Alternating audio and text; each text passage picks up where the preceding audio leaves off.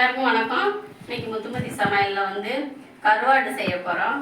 வெங்காயம் தக்காளி போட்டு கருவாடு வதக்க போகிறோம்ப்பா. நிறைய வெயில் அடிக்குது, அதனால் நம்ம வந்து கஞ்சி சாப்பிட்டா நல்லாயிருக்கும். அதனால் கஞ்சிக்காக நான் கருவாடு செய்ய போகிறேன்.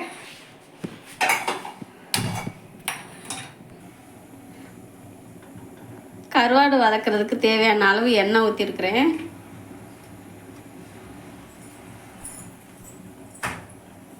கருவாடு எடுத்துருக்கிறேன், ஒரு 10-15 கருவாடு எடுத்துருக்கிறேன். நகர கருவாடு எடுத்துருக்கிறேன். இதை வந்து சுடுதண்ணியில் போட்டு கொஞ்சம் நேரம் ஊற வச்சு நல்லா பிசைஞ்சு கழுவணுன்னா இதில் உள்ள உப்பெல்லாம் போயிடும். உப்பு அதிகமாக இருக்கும் கருவாட்டில்.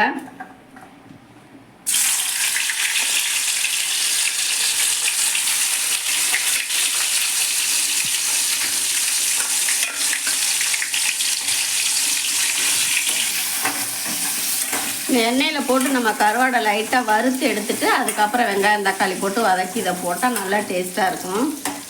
வெங்காயத்தோடு போட்டோம்னா ஒரு மாதிரி பச்சை வாசம் வரும், வேகாத மாதிரி இருக்கும். கருவாடு வாங்கினீங்கன்னா இந்த மாதிரி வந்து வாங்கின உடனே மண்டையெல்லாம் ஆஞ்சிட்டு தலையெல்லாம் எடுத்துட்டு மஞ்சள் பொடி போட்டு நல்லா பெரட்டி வெயிலில் காய வச்சு வச்சோன்னா வீட்டுக்குள்ளே கருவாடு இருக்கிறதே தெரியாது, வாசமே வராது, கருவாடு வாசமே.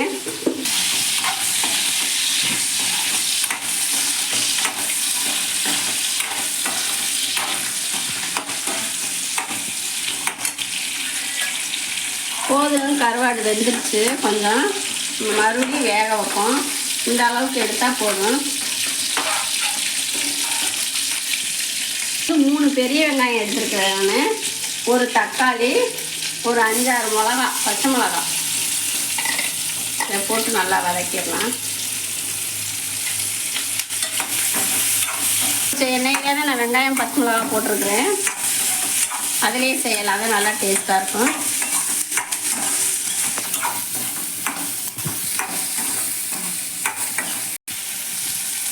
கருவாடில் உப்பு இருக்கும், அந்த வெங்காயத்துக்கு தக்கன கொஞ்சமாக உப்பு போடுறேன்.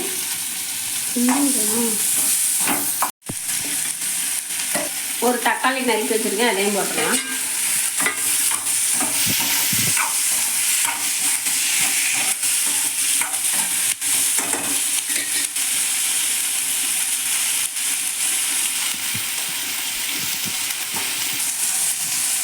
ஒரு கொத்து கருவேப்பிலை,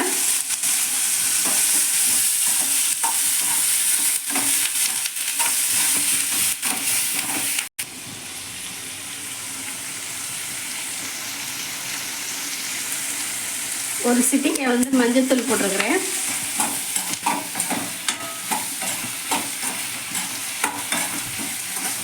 மஞ்சத்தூள் போட்டால் அந்த கருவாடு வாசத்தை எடுத்துரும். கருவாடு பிடிக்காதவங்க கூட சாப்பிட்லாம் அந்த மாதிரி செஞ்சால்.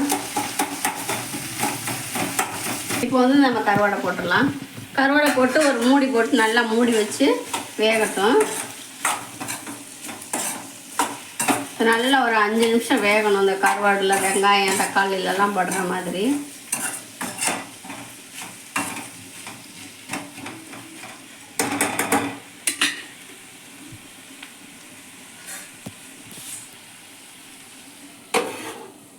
மூடி வச்சாச்சு. கருவாடு ரெடி ஆயிடுச்சு.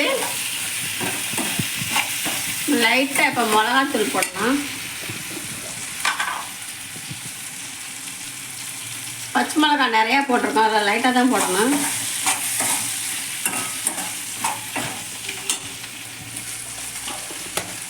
ஃபுல்லாக ஆனில் வச்சு நல்லா சுருள கிண்டணும். செம்மையாக இருக்குது டேஸ்ட்டு. சாம்பார் சாதத்துக்கு, ரசம் சாதத்துக்கு, பழைய சோறுக்கு, கூழ் இருக்குல்ல, கேப்ப மாவு கூழ், அதுக்கு இந்த மாதிரி செஞ்சு சாப்பிட்டா நல்லா சாப்பிடுவாங்க. ஒரு சோறு கூட மிஞ்சாதுங்க இந்த மாதிரி வச்சு கஞ்சி கொடுத்தா. அவ்வளோதாங்க, கருவாடு ரெடி ஆயிடுச்சு. நான் சர்வ் பண்ணி காமிக்கிறேன். கஞ்சி கருவாடு குடிக்க போகிறேங்க. கஞ்சிக்கு சூப்பராக இருக்குது கருவாடு.